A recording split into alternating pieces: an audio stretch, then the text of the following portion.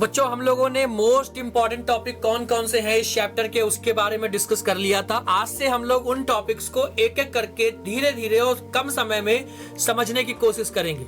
आज का सबसे पहला टॉपिक जो हमारा होने वाला है, क्या लिखा हुआ है, प्रिमिटिव सबसिस्टेंस फार्मिंग। सबसिस्टेंस का मतलब ही क्या होता है? सबसिस्टेंस का मतलब होता है बेटा गुजारा करने के लिए, अपनी लाइवलीहुड के लिए, अपना भरण पोषण करने के लिए जो हम काम करते हैं, दैट इज कॉल्ड सबसिस्टेंस। आगे क्या लिखा हुआ? प्रिमिटिव एक वर्ड आ गया।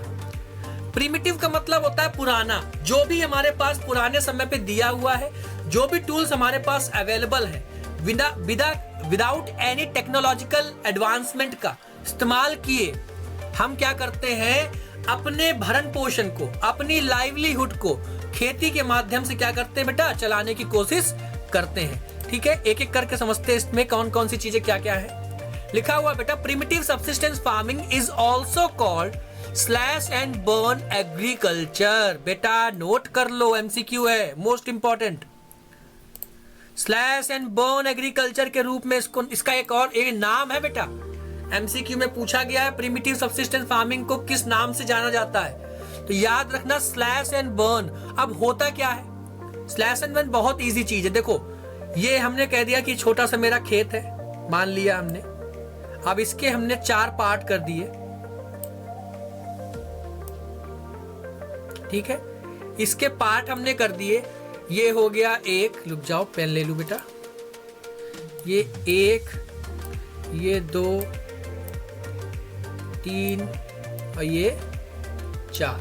क्लियर? आगे बढ़ते हैं। अब ये पुराने समय में जो किसान लोग होते थे, खेती करते थे, वो किस प्रकार से करते थे?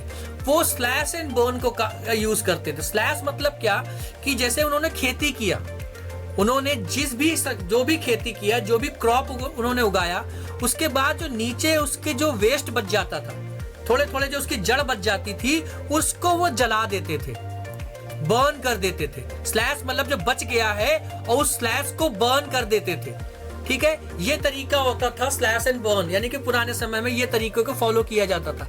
अब हुआ क्या, अब बेटा कोई टेक्नोलॉजिकल एडवांसमेंट नहीं यूज कर रहे हैं, किसी प्रकार का कोई भी जो केमिकल फर्टिलाइजर होता है उसका इस्तेमाल नहीं कर रहे हैं। जब इन सब चीजों का इस्तेमाल नहीं कर रहे हैं तो क्या कर रहे हैं, जो चीजें प्रॉपर वे में चली आ रही थी पुराने समय पे, जैसे कि क्या, सॉइल की फर्टिलिटी को और ज्यादा मैक्सिमाइज करने के लिए, सॉइल की फर्टिलिटी को बढ़ाने के लिए वो लोग क्या करते थे कि जैसे अब उन्होंने एक वाली फील्ड पे खेती कर लिया, ये पहली वाली फील्ड पे खेती कर लिया, तो अब वो इस जगह पे फर्स्ट वाली जगह क्या करते थे, वहां पे जो बचा हुआ है, जड़ जो बची है, उसको जला के वो मूव कर जाते थे सेकंड वाली पे। कहां मूव करते थे बेटा?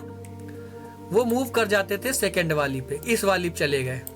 ठीक, अब ये क्या करेंगे, इस सेकंड वाली पे खेती करेंगे, साल भर खेती करेंगे। खेती करने के बाद जो स्लैश यानी कि जो बच जाएगा उसको जला के अब ये मूव कर जाएंगे थर्ड वाली पे। ठीक, सेम यही चीज क्या करेंगे, थर्ड से फोर्थ, फोर्थ से फिफ्थ, ये लोग यही चीज करते थे। अब वापस थर्ड फोर्थ पे आ गए, अब जमीन कहाँ बची मेरे पास, तो वापस क्या करेंगे, 2 साल 3 साल बाद हम फिर से फर्स्ट पे आ जाएंगे। तो ये एक प्रकार का साइकिल चलता रहता था पुराने समय में। जो किसान जो रेगुलर करते थे, जो खेती करते थे, सिर्फ अपने भरण पोषण के लिए, अपनी लाइवलीहुड को ऑन करने के लिए। ठीक है, उम्मीद करता हूं चीजें समझ में आई होंगी, ज्यादा टफ नहीं है, इजी है। ठीक है, आगे बढ़ते हैं बेटा।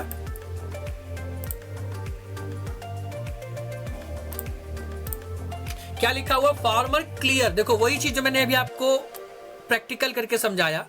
फार्मर जो थे वो क्या करते थे, क्लियर करते थे, यानी कि साफ करते थे एक छोटे से जमीन के टुकड़े को, और ग्रो करते थे serial on the other food crop. Serial मतलब वही जो अनाज जो होते हैं आपके, गेहूं चावल वगैरह वो, या अदर कोई फूड क्रॉप्स। छोटे से जमीन के टुकड़े की सफाई करना, सफाई इन द सेंस मान लो वहां जंगल वगैरह है तो उसको काटना, काटने के बाद उस स्थान पे खेती करना।